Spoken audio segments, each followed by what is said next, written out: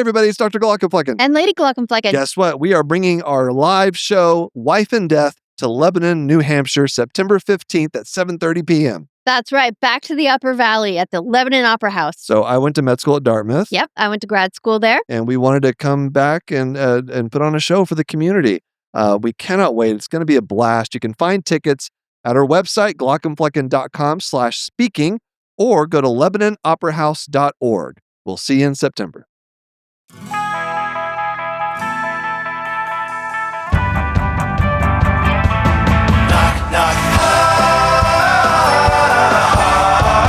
Knock, knock. Hi. Oh, say, can you see? Welcome to Knock Knock Hi with the Glockenfleckens. I am Dr. Glockenflecken, also known as Will Flannery. I am Lady Glockenflecken, also known as Kristen Flannery. We are talking about government. Yes, and healthcare, how they intersect. We're not just talking about government with each other. No. Oh, no. Oh, no. Au contraire. We have Sharon McMahon. You might know her as America's government teacher. We went straight to the source. Yeah, straight to the source to learn about government. In particular, we talked a lot about how healthcare, how we can make a difference in healthcare. Like how you can actually use government to enact change in the healthcare system. Right. Because it can be done. It can be. Yes, even when it feels like it's impossible. She walks us through, some things we can do. So we feel, we came out feeling hopeful that it can get better. And then also, I just started at the end. I just started asking her, tell me about the filibuster. Yeah, she was like, how long does this go? I'm sure inside her mind. Just teach me things. She was so gracious and willing to just let me just learn government from her. Because I don't remember the last time I learned, I know the basics. I could probably pass, You're an informed citizen. I could pass a civics test, right? How many senators? I think I know how many representatives there are. 435. There you go. How long they all do their terms and things. But there's so much more to learn. So it was great. She has her debut book, The Small and the Mighty, is the number one New York Times bestseller. And she's got millions of followers. She also has a top podcast and a newsletter. Any way you like to consume your media, you can find something by Sharon McMahon. And she has a new children's book, We Are Mighty, which is great. So check that out. And should we get to it? Let's go. Here we go. Sharon McMahon. Hey, Kristen, remember how you love eyelid mites now? Mm-hmm. Sure. Well, there's a lot of confusion out there. I want to clear something up. Okay. All right. People think they can get eyelid mites from dogs and cats. Can they? No. These particular Demodex mites are specific to humans. Okay. So spread from dogs and cats is not expected. That's a myth. Can't get them from cuddling our poodle. No. Demodex mites that cause blepharitis live on humans. Most adults already have them. They just usually don't cause problems. It's when they overgrow that they can lead to itchy, red, irritated eyelids. Those little collarettes. Mm-hmm, the crusties at the base of the eyelashes. Right. And the good news is there's a prescription eye drop available for Demodex blepharitis. That is great news. To learn more about eyelid health and Demodex blepharitis, visit miteslovelids.com. Again, that's miteslovelids.com to learn more. This ad is brought to you by Tarsus Pharmaceuticals. Hey, Kristen, it's hot outside. It is. It's summer. You know what that means? What? T-shirt season. That's right. I love a good T-shirt. Mm-hmm. You know who makes a good one? Who? Cozy Earth. They do. They're all-day tees. Yes. They're soft, they're comfortable, but they're also cool. Yeah, and the rib knit pajamas, I really like those because they have a good weight to them, but they're still cool and breathable. And Cozy Earth stands behind everything they make, a lifetime warranty and 30 days of hassle-free returns if anything isn't quite right. Nothing to lose. This summer, Cozy Earth's all-day tee and rib knit pajama set are the two things I keep reaching for. Made from viscose from bamboo, breathable, soft, and built for the season you're actually living in. Summer lives here, and honestly, so does cooling comfort. Head to CozyEarth.com and use my code KNOCK for an exclusive 20% off. Again, that's code KNOCK for 20% off. And if you see a post-purchase survey, mention that you heard about Cozy Earth right here on Knock Knock High. All right, we're here with the one and only Sharon McMahon, the America's a government teacher. Do you like the moniker? I assume you must like it. It's gotta stick with you. It's very flattering that somebody somewhere would think that. Yes. I think it's grown so much that you could do like a network of America's teachers. Oh, Like you could have 100%. there's like I'm sure there's someone that could be America's science teacher. America's Hank Green already does that, I think. Yeah, he probably is America's science teacher. America's I don't know, English teacher, and I could be your America's Biology? ophthalmology teacher. Yeah, ophthalmology. Eye teacher. You're an eye teacher. There you go. I did just recently have I did a cow eye dissection for my daughter's high school middle school class. So she's now a high schooler, but yeah. So one of my coworkers earlier today was like, "So it seems like there's a black fly in my peripheral vision." Oh, and I'm not sure what to do about that. And I was like, maybe call your eye doctor. Like that sounds not good. If you have a black, what you don't do is chase it in a public area. Oh, because then it looks a little strange. So I definitely recommend the eye doctor. Yeah. Have you ever heard of black fly in peripheral yeah, vision? so it's just a vitreous floater. It's a floater. Okay. You guys got floaters, I have right? so many floaters. I've got a few. Sharon, do you have any She's floaters? worried, not today, but I do have chronic dry eye. Probably from wearing contacts for too many years or just being old. Who knows? Sharon, I think we might be the same person. So far, too many hours in front of a screen yep. where you're not blinking enough. Sometimes I'm like, okay, now I need to blink 50 times in a row just to like literally, like I will count how many times I'm blinking. But anyway, That's interesting because I only recommend my patients blink 25 times in a row. Oh. So I think you're an overachiever. Always have been. That's always have been. My coworker is like, I'm worried it might be a detached retina. And I did say, correct me if I'm wrong, that it doesn't seem like a detached retina if it's like a black fly in one your little black vision. Floater is not concerning for that. Definitely worth an appointment, but get it checked out. Yeah. I'm so glad we're talking ophthalmology already with America's government teacher. How did you do this? We have an esteemed guest with us, and I'm just jumping right into eyeballs. So anyway, welcome to my life. So I do have one question related to something you actually do. Okay. That maybe you can help me with. Is it possible or advisable for somebody who runs a social media TikTok medical comedy persona account to run for office? 100% it is. See, Kristen? It absolutely is. Okay, let me give you the reasons why they should run for office. Okay. Number one, here's my not complete list of reasons. I'm sure there's even more than this. Number one, we have people trying to make health policy in the United States that put baby chicks in blenders and drink it. Okay, is that a thing? Really? That's a real thing. And who don't believe. I mean, like, I wish jumping this was off a the joke. deep end. I wish this was a joke. I wish I made that up, but I didn't. Okay. Who want to do like cold plunges in wet jeans? Okay. Who think that childhood vaccines plus circumcision are causing the autism epidemic?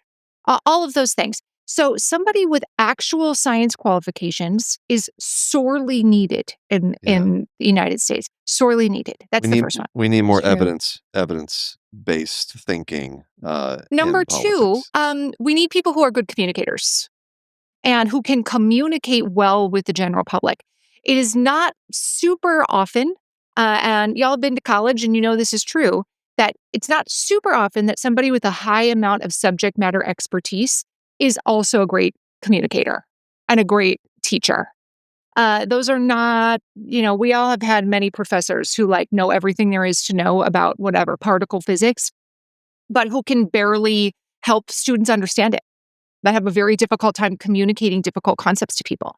So we need people who are great communicators. Number three, we actually need some levity in government.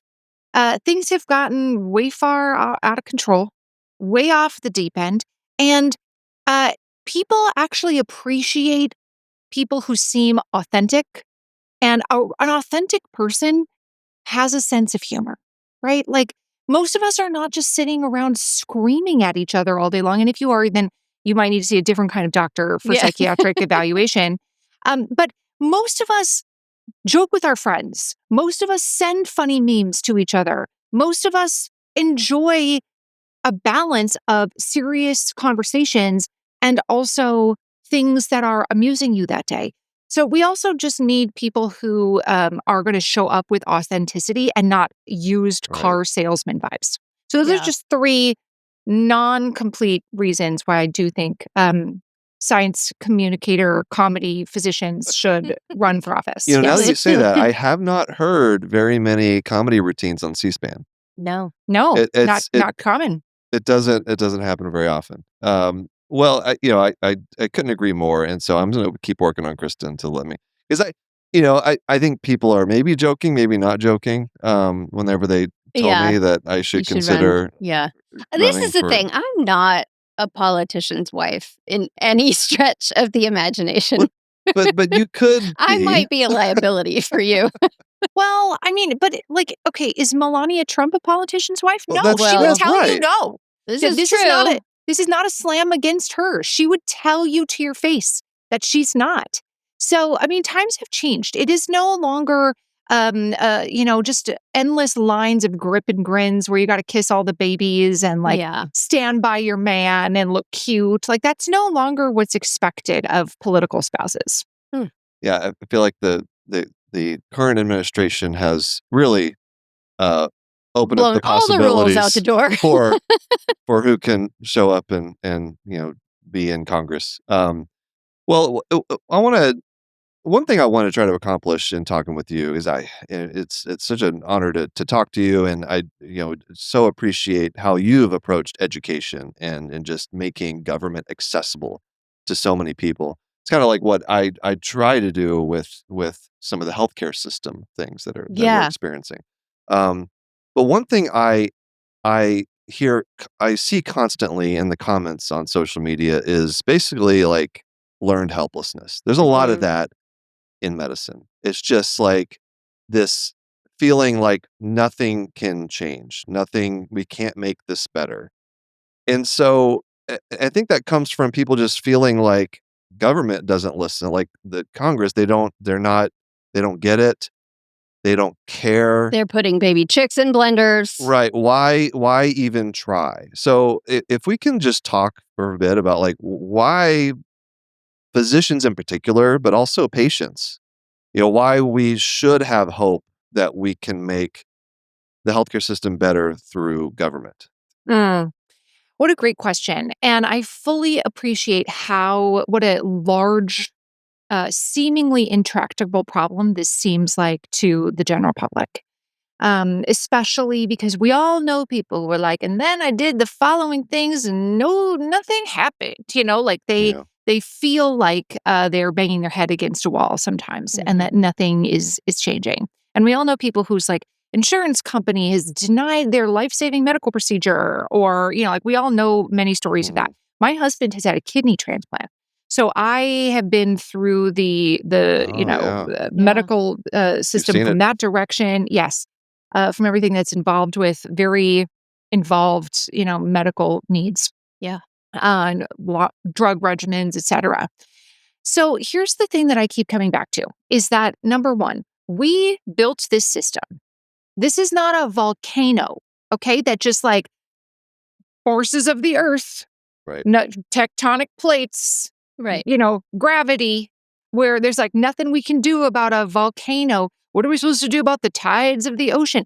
That's not what this is. This is a human-constructed system that actually has not been around for very long in the grand scheme of human history. And because we created it, we have the power to change it. Now, I'm not asserting that, me personally can go in and just sort of like wholesale remodel the healthcare system by myself. But nothing good will come from an attitude of there's nothing we can do. Right. If you say that there's nothing we can do, then you are accepting everything exactly as it is, and you are saying, I don't wish to make any changes to the current status quo. I'm fine with everything as it is. And if that's your assertion, you probably are the CEO of a healthcare company. Yeah.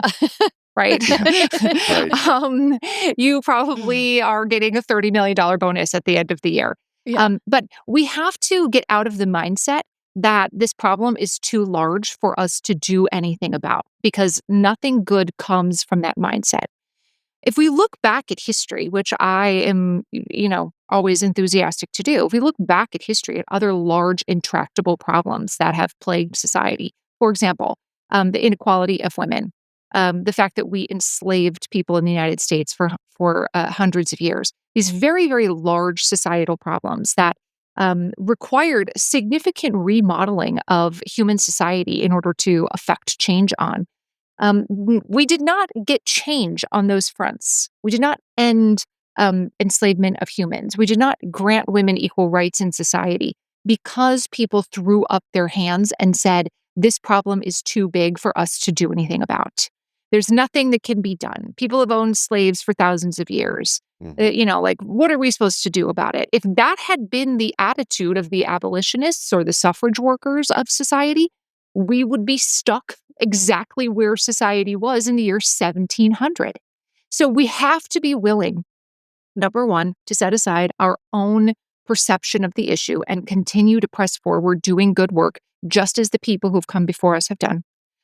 Number two, we have to be willing to work for results that we may never see in our lifetimes. Yeah. And that is a very bitter pill to swallow, especially in the age of social media where we're so accustomed to making things happen quickly. Send me your Venmo. I'll collect $1,000. I'll give it to Bobby who needs dental care. We're very used to these sort of instant results, GoFundMe type situations. But throughout history, people have chosen to continue their important work, knowing that they may never see the results and that future generations have benefited from their important work. Their important work was not less important because they did not see instant results. So some of it is a mindset change. It's a discipline of knowing that our work towards a more perfect union is always going to be ongoing. Oh, that's such a good point. Yeah. And one other thing that I keep kind of trying to the way I think about it is because in working towards something you may never see, like one of the things that comes up a lot is a push for some kind of universal healthcare system. And myself and most of my peers, I'd say most physicians, would say like we should have a system that's accessible and affordable for everybody. Like that's a great goal to have. Um, what are your thoughts about trying to immediately, like right now, push for something that seems so difficult to try to get going in this country versus like baby steps, like maybe go state by state to work on getting things passed that we could actually see in our lifetime, right? That could actually have enough support to pass. Because if I say, hey, if I make a video about the state of Virginia, be like, you should pass a corporate practice of medicine law similar to the one we have in Oregon. And then I'll see comments from people that are like, why don't we just get universal health care?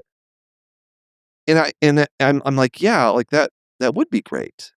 But But it's like 100 steps away. yeah. And so I agree. Like we can work toward things that, we may never actually see in our lifetime. But like, I feel like sometimes people lose. Progress over perfection. Yeah. I don't know. What are your thoughts about kind of that? It's a great question, and it's something that I know healthcare workers talk about, and also this is a topic that's studied significantly by political scientists.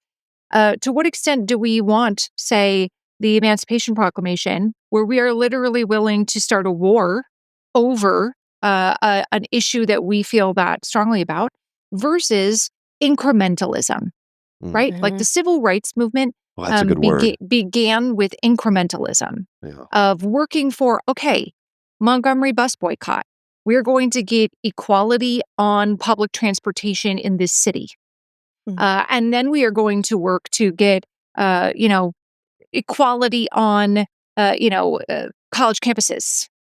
We're going to work for equality in elementary schools, which actually came before the Montgomery bus boycott. So the civil rights movement used the concept of incrementalism to actually change the world. Not only did we change the American South in particular, what happened in America changed the rest of the world. So I fully appreciate this sort of like, why shouldn't we just get universal health care right now? I totally get it. Yeah. And I have many friends that work in medicine, many friends that are physicians and nurses and other have other positions in medicine. There's not one single one of them who looks around and is like, this is all going real good. Yeah. Like everything is thumbs up from my perspective.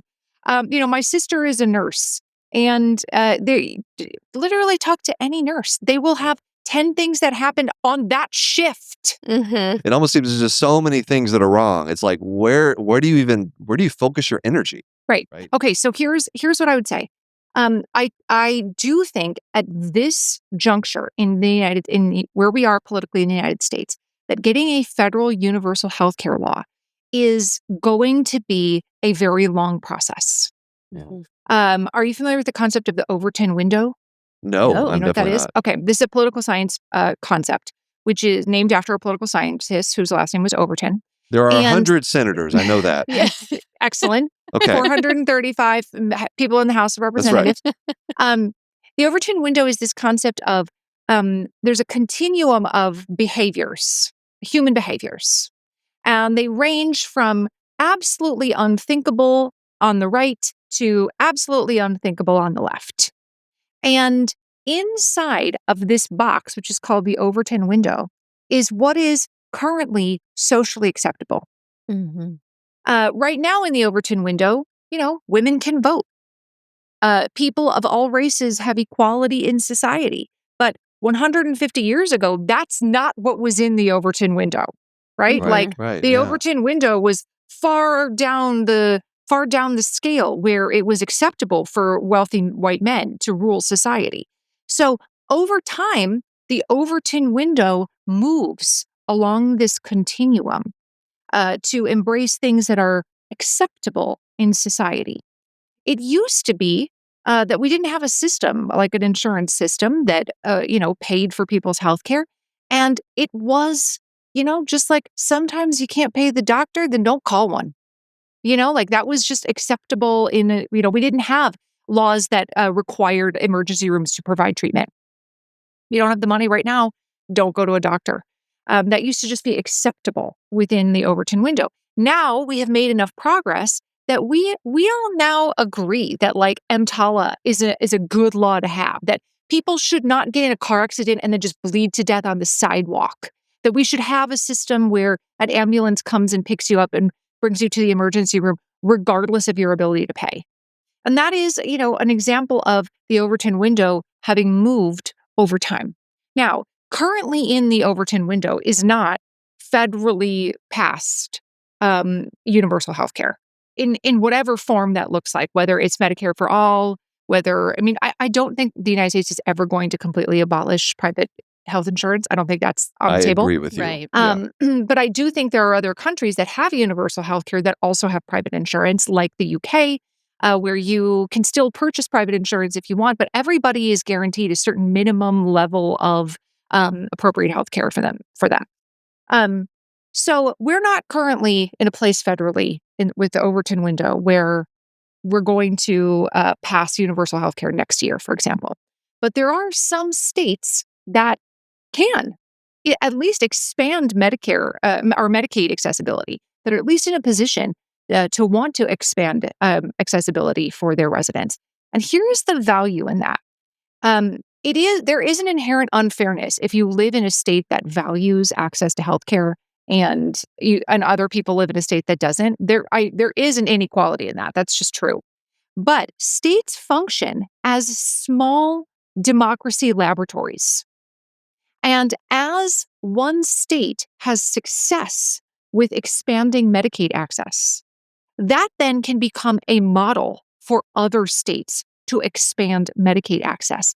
And if enough states are having success at moving people out of, say, chronic chemical dependency issues, getting them treatment, and that then reduces things like homelessness, criminal recidivism, all kinds of the downstream effects from having untreated health conditions. If we can demonstrate success on those fronts in even a handful of states, the dominoes are much more likely to rapidly fall. Or another way to say it is the Overton window is much more likely to shift on a national level when we see individual states having success at it that can provide a model for what it might look like. Yeah. So the Overton window maybe is made up of 50 minor Overton windows that kind of, some of them may move in different directions from each other, but overall it shifts together. I like And that. here in Minnesota, we have, the Mayo Clinic, which has a very unique model of providing care for people that, more health systems would probably do well to, model after, just my personal opinion. And we have a relatively robust Medicaid system here in Minnesota. Mm-hmm. And also, this is where United Healthcare is headquartered. Mm-hmm. It's Right. also, so having both private insurance and the ability to access healthcare if you don't have a job that provides it, or whatever. The ideas are not mutually exclusive, and some of that is we're going to have to educate people on what that actually looks like.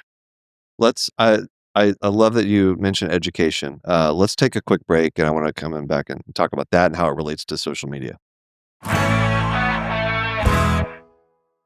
We are very excited to tell you about a healthcare news podcast that just came out. It's called Medlines. See what we did there? Medlines, headlines. That's good. That's good, right? It's a weekly wrap-up of everything in our field, from breakthrough discoveries to research, politics, pop culture. Yeah, I think the best way to think of it is kind of like NPR's Up First podcast, but for all things healthcare. And we're excited to be a part of the team behind it, along with our partners at Human Content and our inaugural sponsor, the New England Journal of Medicine. Yeah, we wanted there to be a podcast out there for busy healthcare professionals to stay informed on the go without taking a big chunk out of your day. It's the episode's like 15 minutes. Yeah, or less. That's like the length of a cataract surgery. Exactly. Episodes of Medlines are out now wherever you get your podcasts, with new episodes out every Friday. Check it out.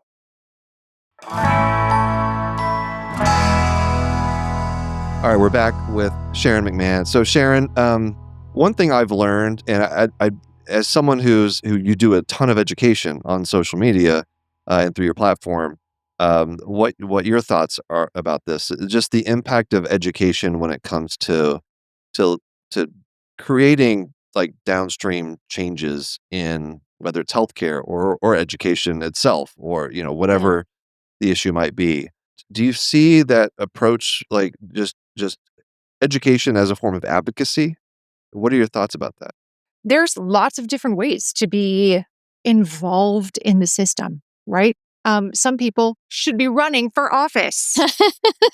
Why do we keep hearing no that? names I swear named. we didn't talk about this beforehand. It's No. it's just coming up organically. Organic conversation. Some people should be running for office. Other Yeah. people, you're home with like newborn twins. You're like, Yeah. now is not the time for me to run for office. Maybe it will be in 10 years. I don't know. Yeah. But we all know that the underpinning of every meaningful thing that we have in society, and of course, the purpose of government is to help create order in society. It is to help provide services that the market is unwilling to provide. Guess what? Taking care of old, sick people is not profitable. Right. That is why we have to have systems like Medicare, because the market won't pay for that. It's not a profitable endeavor by and large. Providing public education is not profitable. That's one of the reasons government has to do it. Yes, you can choose to send your kids to private school and all those things. You can opt out of this system should you wish to. But we've decided that it's better for the betterment of society as a whole if government provides things that the market cannot, because the market has a different motivation, profit, than government does, which is supposed to be working for the common good. Now, it does that rather imperfectly because it's run by humans, and humans are imperfect. But underpinning all of the positive change that we would like to see in society is education. What would it be like if we had somebody at the helm of healthcare policy in the United States that had even one tiny amount of education in healthcare policy? Yeah. Right. What would that be like? Actually, we could find out. We could look back at times in the past and see when that happened. What would it be like if we had somebody in charge of the Department of Education who had ever been a teacher one day in her life? Right. What would that be like? Exactly. Again, we can look back at times in the past and ascertain what that might be like. So I do think education has an important role to play, both on social media and in schools, public schools, private schools, etc. It underpins everything that we want to accomplish. If we don't understand how the world works, it's really difficult to make meaningful change. Just like if I want to operate on somebody's eyeball, I need to understand how eyeballs work. You're speaking my language. Otherwise, they're going to be blind in 3 seconds. Exactly. Exactly. You're telling me.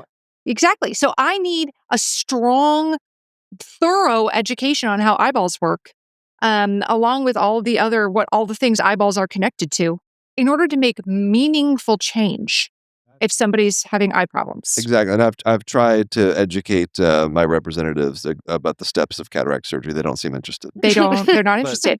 But the education of our representatives, of politicians, one thing that doctors, and we mentioned this at the very beginning of when we started talking, one thing that we know so much about medicine, I think we overestimate what our politicians understand about the healthcare system.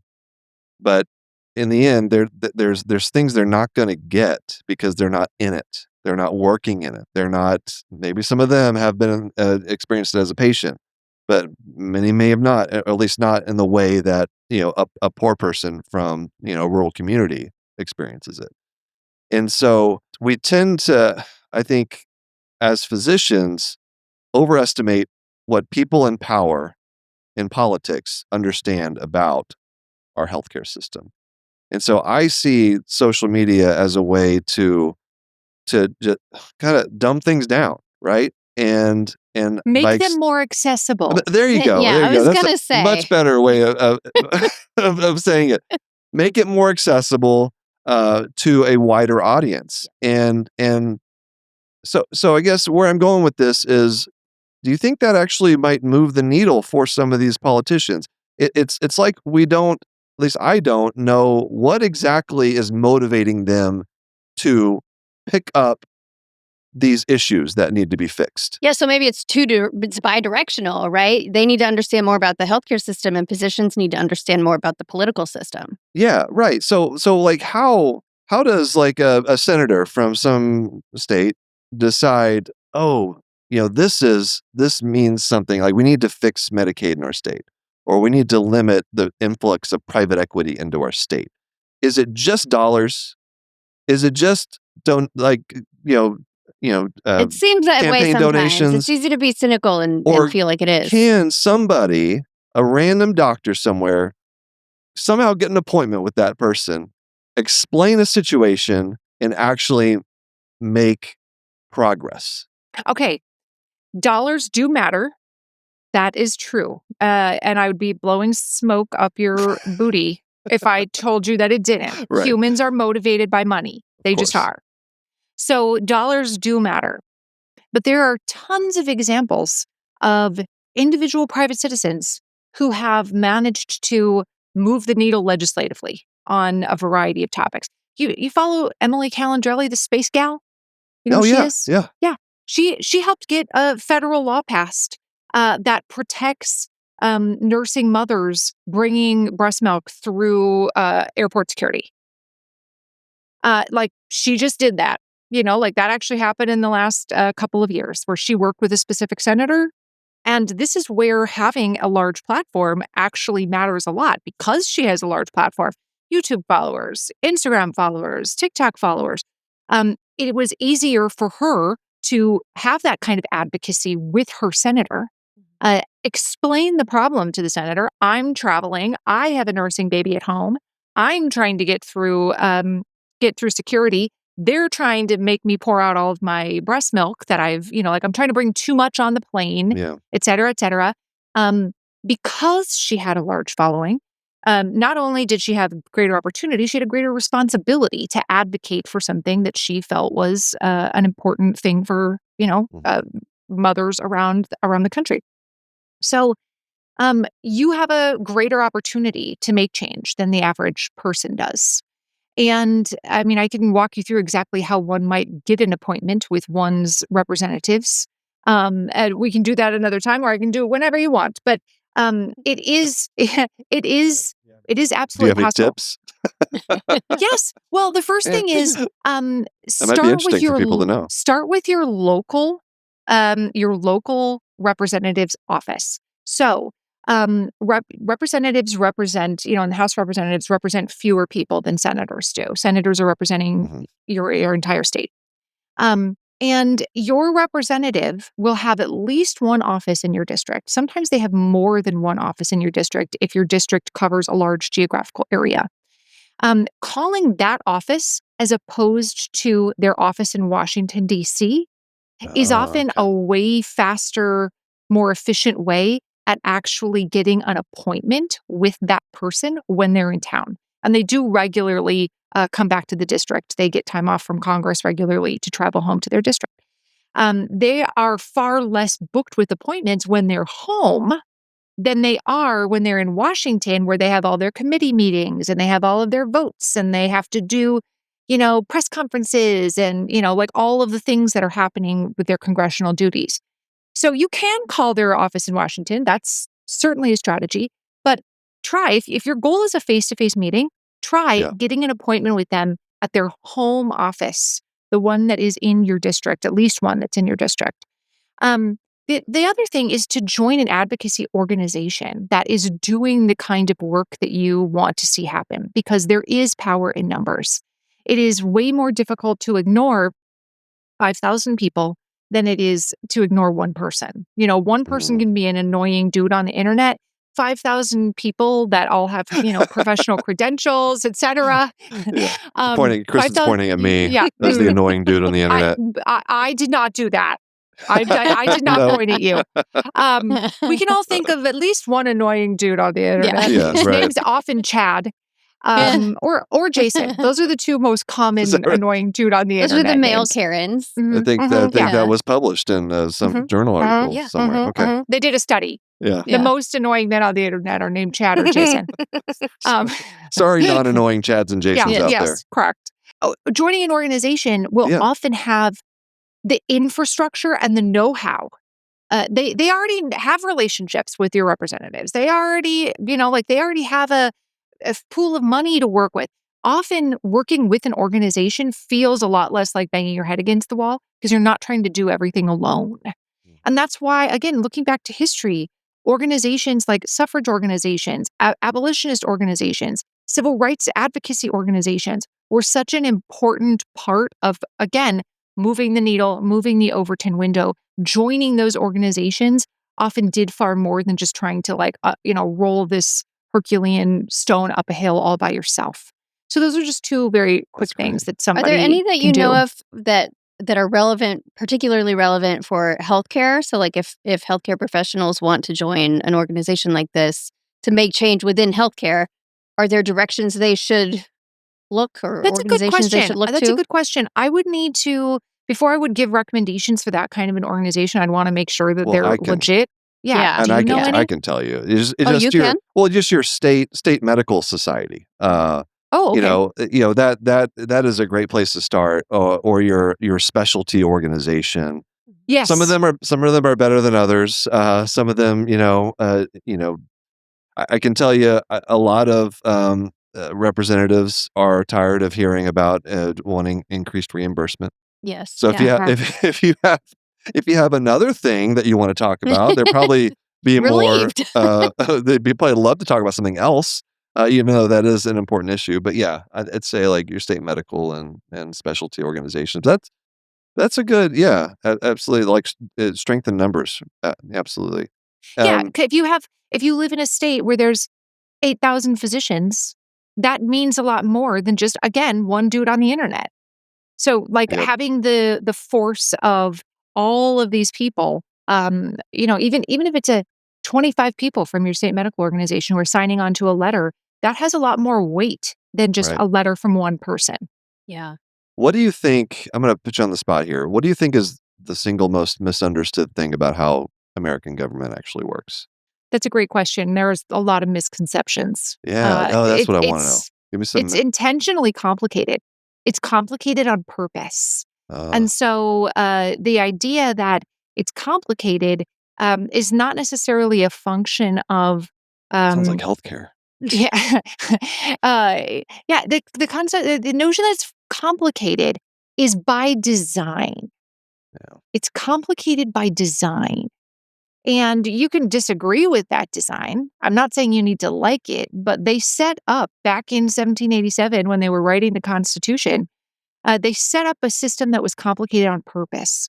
And one of the reasons they did that is that when power is shared and separated, it is more difficult to corrupt.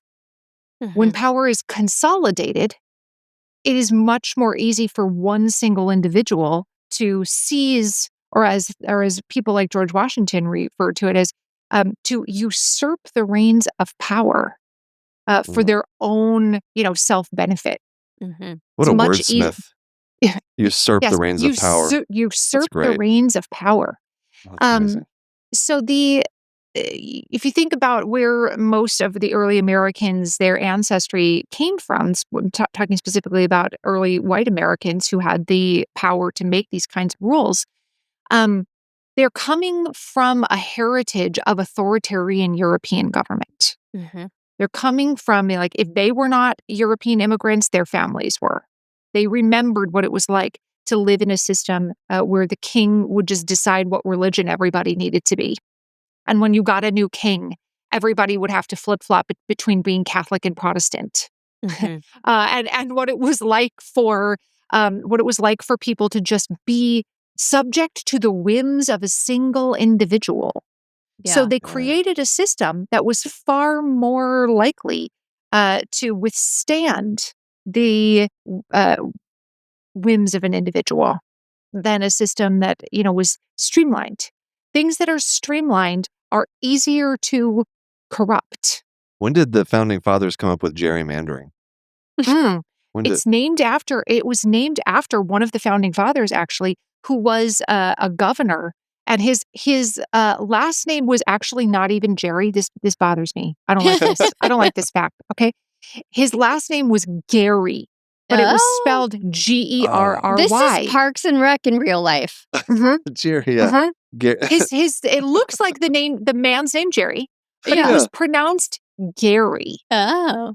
And so we call it gerrymandering, but it for a long time was called gerrymandering. Yeah, it was. Oh. Huh. They came up with gerrymandering actually not long after the country was formed, when they were trying to draw up the boundaries of congressional districts within individual states.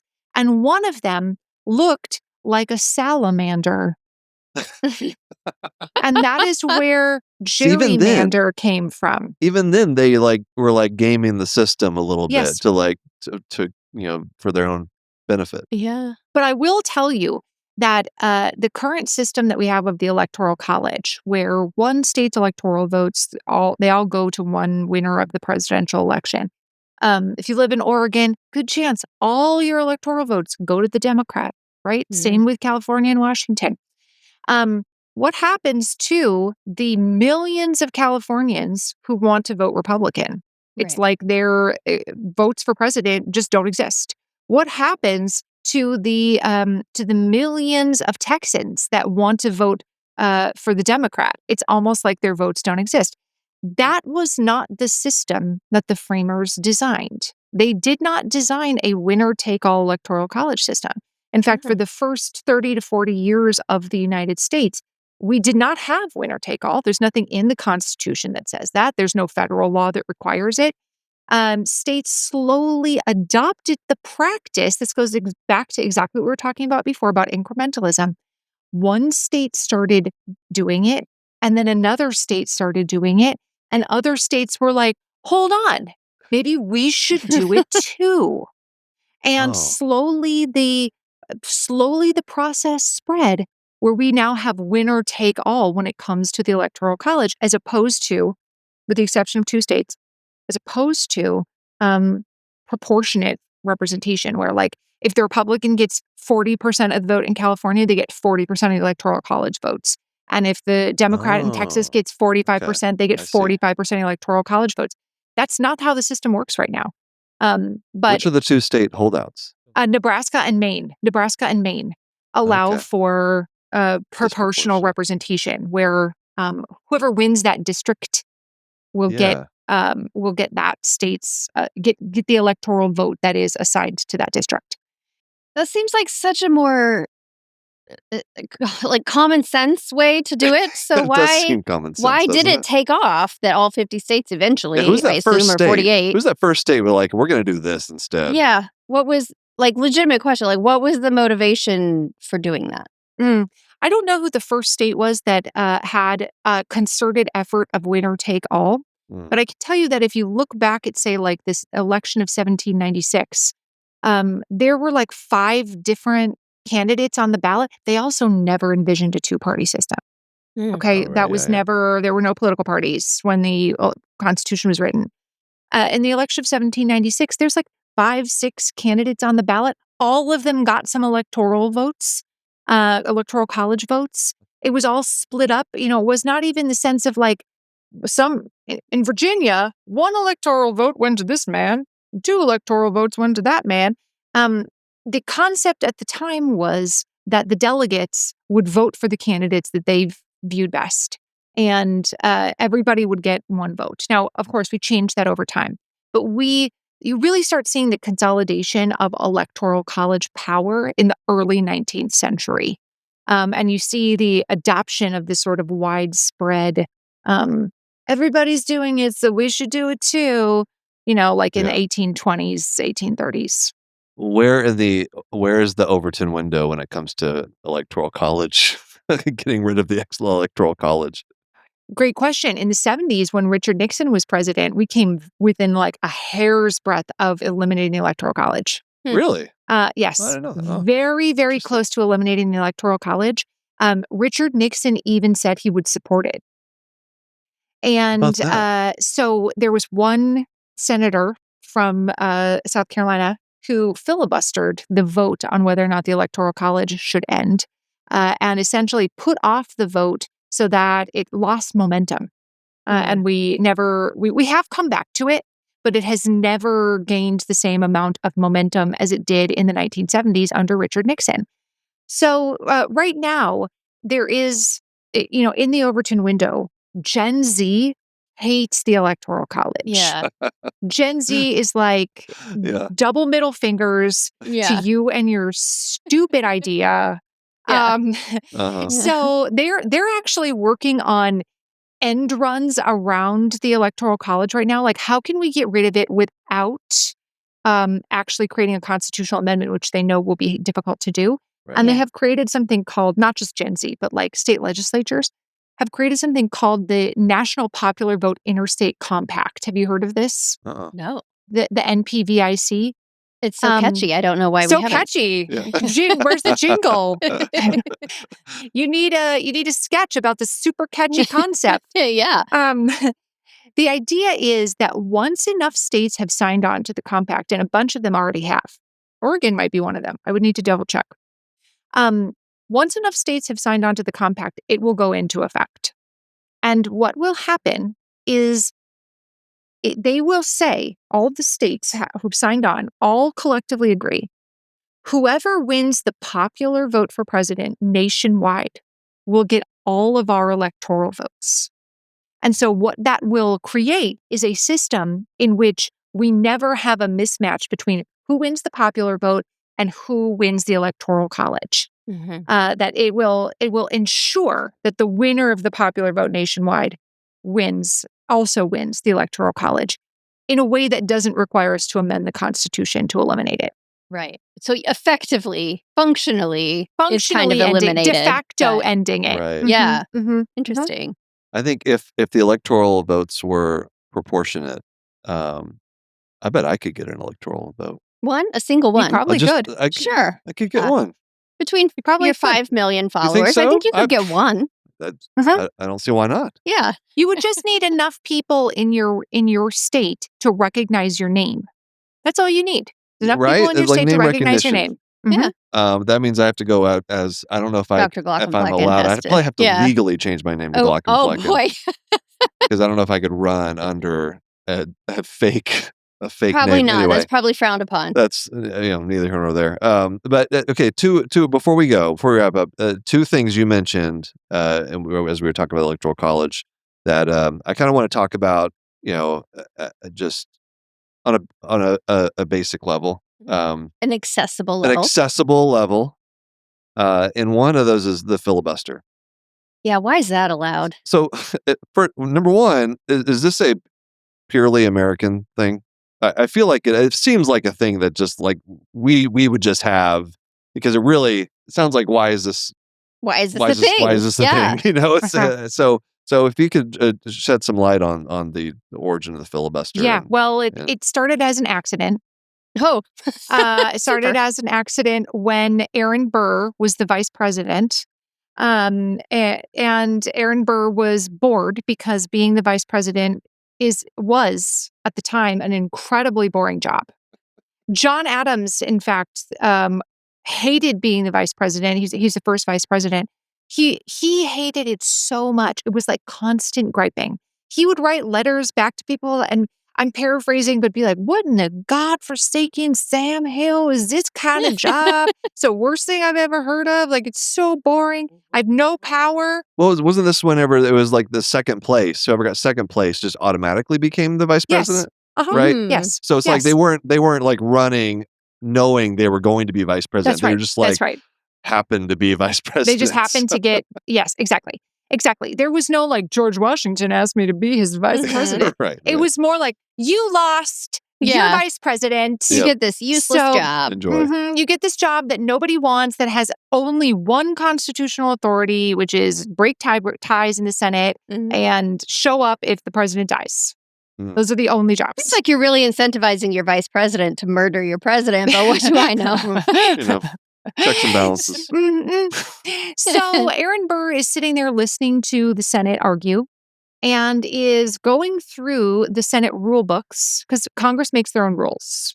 There's no third party like NCAA kind of organization, governing body that makes rules for Congress. Congress makes their own rules. So he's going through the rules and crossing stuff out. And eventually what happens is when the rules are consulted in the future, they realize that the rules as they are currently written allow for a system that we now call the filibuster. And the without getting too deep in the weeds of what like invoking cloture means and all of these like very specific government vocabulary terms, what it means is that in the Senate only, not in the House of Representatives, people have to agree to bring a bill to the floor to vote. And you need a minimum of 60 people in the Senate. Currently, we have 100 senators. It used to be a different number when we had fewer. You need a minimum of 60 people to say, yep, I want to bring that to the floor to vote on it. Now, you only need 51 to pass the thing that you're voting on. But you need 60 people to agree to vote. Yeah. Okay. And so what that does is it has the benefit of allowing the party in the minority to wield some amount of power over what's happening in the Senate by refusing to go along with by saying, like, we're not voting on that. And it works as like the brakes on the party in power. Right. And that's very frustrating if you're the party in power. That you want to get stuff done. You want to move forward with your legislative agenda. Yeah. But it's really the only power that the minority party in Congress has at putting the brakes on things. But it also has a dark side, which is that it makes the system in the Senate incredibly inefficient, that they rarely, it seems like, vote on meaningful legislation because they just don't have 60 votes on one side or the other to actually put things on the floor to vote for. Yeah. So, but it's no longer the case where like people are like talking for like 20 hours. Like that's not. No, I think you they can do just, still, yeah? I thought They you could just can. invoke They like, can. I invoke filibuster, or like I Let's filibuster this. Let's just skip and to just the call end. it a day. You can choose to do a talking filibuster. Now, it used to be, again, I'm trying not to get too deep in the weeds, but it used to be that you would have to literally stand there and talk. Right. And then what was happening was the people that were standing there and talking were eating up all of the Senate's time. And the Senate was unable to do anything because you have random dudes who have been in the Senate for like, exactly. Whose name is like Strom Thurmond, just like eating up all the time in the Senate, preventing anybody else from doing anything. So they changed the rules away from you have to stand up and talk to the system that I'm referring to now, where 60 people have to agree to bring a bill to the floor to vote. That said, you can still choose to engage in a talking filibuster. And Senator Cory Booker did that. I believe it was last year, where he set the record for like longest filibuster ever, like over 24 hours long. And everybody was like, explain how you did it without going to the bathroom for 24 hours. That is my immediate question. Yeah. Like, do you have a portable catheter in there? What's going on? Yeah, you got a urine bag taped to your leg. Yeah. I mean, I don't know You absolutely do. I feel like a depends situation wouldn't work for 24 hours worth of output. Not. Yeah. It's like being a neurosurgeon and doing like an 18-hour case. Do they have urine bags taped to their legs? No, but I joke about it all the time. No, they do. They are able to actually leave the operating room and come back later. Okay. But so Sharon, what would you talk about during your 20-hour filibuster? It depends on the topic, but I mean, are you saying like if I just needed to fill time? You just needed to fill. Yeah. You just got you got to kill. filibuster about anything you kill want. this bill. You got to kill it. How are you killing it? I'm probably killing it with facts about the Great Lakes. Okay, Great Lakes facts. Give us one now. Now, I mean, yeah. What's the ship? With the song, Edmund Fitzgerald. That one. Yeah. Yes. Yeah. Could talk all about that. Yep, I could. I used to give tours on the sister ship to the Edmund Fitzgerald. So, like, Great Lakes shipping is very interesting to me. We talk a lot about shipping. The boats that come and go up and down the Great Lakes. People are very interested in that. That would definitely be a sit up and pay attention on 8-9 hours out of that, right? Yeah. Okay. All right. Yeah. Good. So all kinds of Great Lakes facts. For example, here's a tie to Oregon for you. Scientists have found, our underwater archaeologists have found evidence of human civilization at the bottom of Lake Huron. And the shores of the lake have changed over time. And it used to be about 6,000 years ago that the shores of Lake Huron were in a very different position than they are now. And they have found evidence of ancient caribou hunting blinds that are now at the bottom of Lake Huron, and where humans would divert, the caribou migration into one certain lane where they could be waiting to kill caribou, and this would allow them to continue living through the winter, right? Right. And now this is all at the bottom of the lake. And some of the things that they have found at the bottom of the lake are spears that people would use to hunt caribou. Some of the spears are made of the most popular spear material of the time, obsidian. And obsidian is a rock from volcanoes. And because, here we go. Here's my tie back to volcanoes and Oregon. Starting and ending this conversation. They're able to actually pinpoint which volcano obsidian comes from.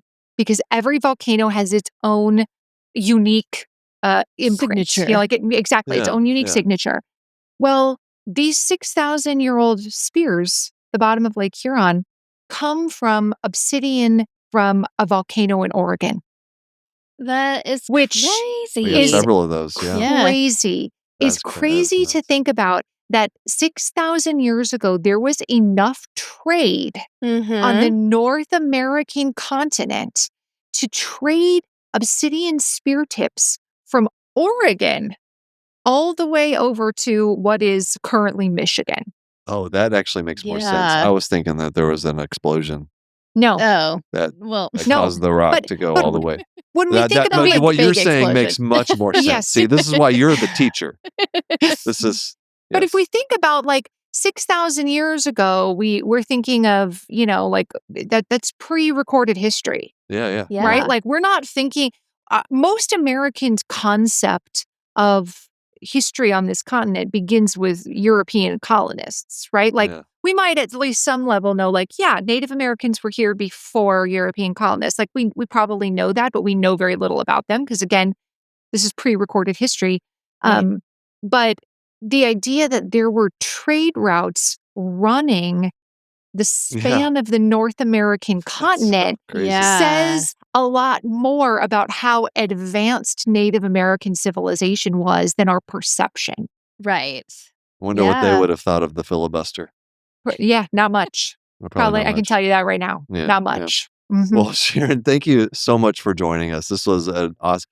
It felt like school a little bit. I liked it. It's I felt like I was maybe I just didn't learn a lot from my own government teacher. So. I didn't. Mine was a football coach.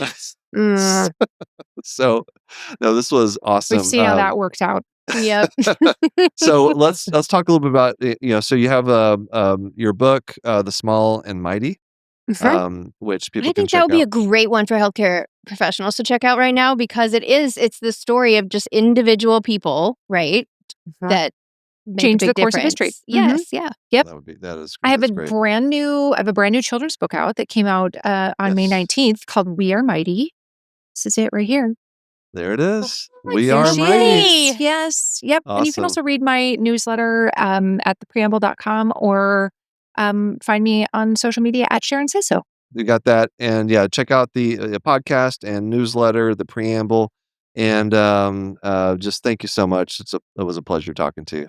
It was awesome to be with you today. I can't even remember my government teacher. I remember mine, but I'm not going to name names. No, I took it. I think I took it at the local community college. Oh yeah, for college credit, dual credit. Right, I think that's what I did. But I just wanted to ask okay, all right, tell me about Cloder. tell me about the amendment process. Will you teach me government? Tell me about ratification. What do you know about the pocket veto? All these things in my head that are I think I could. I don't really quite know what that is. Yeah, I remember I learned it at one time. You can see how good of an educator she is just hearing her talk about these things and ability to make accessible. Yeah, well, and look at the difference that she's making because of it. She's had a huge effect on not just social media, but in the actual physical world on these topics. Yeah, let us know what you thought of the episode. That was a fun one. Email us knocknockhi@human-content.com. Visit us on our social media platforms. Hang out with us in the Human Content Podcast family on Instagram and TikTok at Human Content Pods. Thanks to the great listeners leaving feedback and reviews. If you subscribe and comment on your favorite podcasting app or over on YouTube at Glockenfleckens, we can give you a shout out. Like Marty on Spotify said, first off, I'm a longtime listener. The podcast made me realize how blessed my daughter was to have her pediatrician. Her pediatric ophthalmologist. She was born at 28 weeks and had ROP, which is retinopathy of prematurity. Okay. Yeah. Our hospital system is Prisma Health, and they have an amazing pediatric ophthalmology practice. Pediatric ophthalmologists are like gold. Yeah. There's not a lot of them out there. It's hard to recruit them. It's hard to get them. Not quite as scarce as neuro-ophthalmologists, but close. And so cherish them again. But thank you for that comment, Marty. We also have full video episodes every week on the YouTube channel at /Glock'em if you want to know what we look like. I mean, you probably know what I look like, at least. Your face is everywhere. It's too many places. We also have a Patreon, lots of fun perks, bonus episodes, early and free episode access, live stream events. Check it out. Patreon.com/Glock'em or go to glock'em.com to learn more. Speaking of Patreon community perks, new member shout out to Rosanna. Hello. Hi, Rosanna. Welcome. And shout out to the Jonathans, Lucia C., Edward K., Marion W., Mr. Granddaddy, Caitlin C., Brianna L., MP Cole, Tracy B., Mary H., Keith G., Parker, Muhammad L., David H., Kaylee A., Gabe, Eric B., Marlene S., Scott M., Kelsey M., Dr. Hoover, Sean M., Ryan N., Jess K., Hawkeye M.D., Bubbly Salt, and Shawnee D. Patreon roulette time. Random shout out some of the emergency medicine tier. Shout out to Heather B. for being a patron. Thank you, Heather. And thank you all for listening. We're your hosts, Will and Krista Flannery, the Glock'em. Executive producers are Will Flannery, Krista Flannery, Aaron Courtney, Rob Goldman, and Shanti Brooke. Editor and engineer Jason Portiz. Our music is by Omer Bin-Zvi. To learn about Knock Knock Hi's program disclaimer, ethics policy, submission verification, licensing terms, and HIPAA release terms, go to glock'em.com or reach out to us, knockknockhi@human-content.com with questions, concerns, or fun medical puns. Knock Knock Hi is a human content production.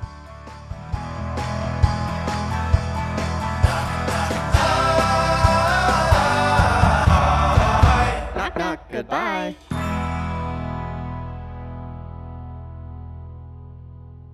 Thanks for watching the episode. You can find more on that playlist over there. If you prefer to listen or you just had your eyes dilated, you can binge full episodes wherever you get your podcasts. Or join the party over on Patreon, where you get early access episodes, hang out with us, get lots of exclusive bonus content. Hope you subscribe, leave a comment below. Let us know what you think.